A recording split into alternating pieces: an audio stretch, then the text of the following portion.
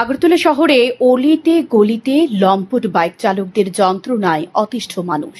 এবার এক লম্পটের বাইকের নিচে চাপা পড়ে মৃত্যু হল ৩ বছরের এক শিশুর। ঘটনা রাজধানীর শ্রীলঙ্কা বস্তি এলাকায়।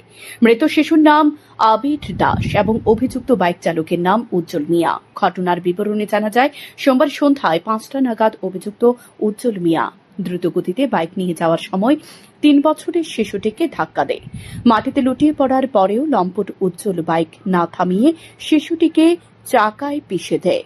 পরবর্তী সময় হাসপাতালে নেওয়ার পর শিশুটিকে মৃত বলে ঘোষণা করেন কর্তব্যরত চিকিৎসক।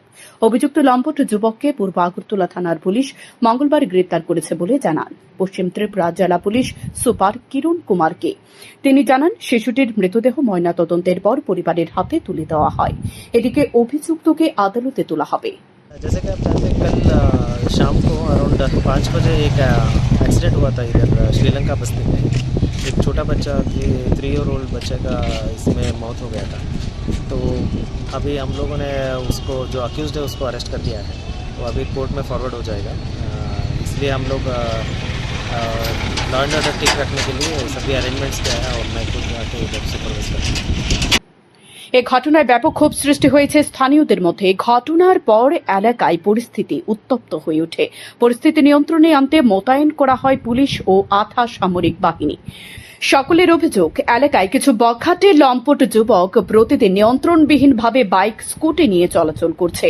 তাদের কারণেই সাধারণ মানুষের জীবন মৃত্যুর মুখে পড়ছে।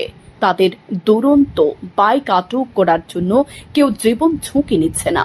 কিন্তু প্রশ্ন হলো স্থানীয় ক্লাব কর্তৃপক্ষের ভূমিকা নিয়ে। কারণ ক্লাব কর্তৃপক্ষ যদি উপযুক্ত ব্যবস্থা গ্রহণ করে তাহলে এই উন্মাদ বাইক চালকদের কাছ থেকে নেশা সামগ্রী পর্যন্ত উদ্ধার হতে পারে। কারণ তাদের যন্ত্রণায় অতিষ্ঠ সাধারণ মানুষ, নির্বিকার পুলিশ প্রশাসন। এদিকে এই ঘটনার পর এলাকায় পরিস্থিতি উত্তপ্ত হয়ে ওঠে। পরিস্থিতি নিয়ন্ত্রণে আনতে মোতায়েন করা হয় পুলিশ ও আধা সামরিক বাহিনী। শান্তন টিভি।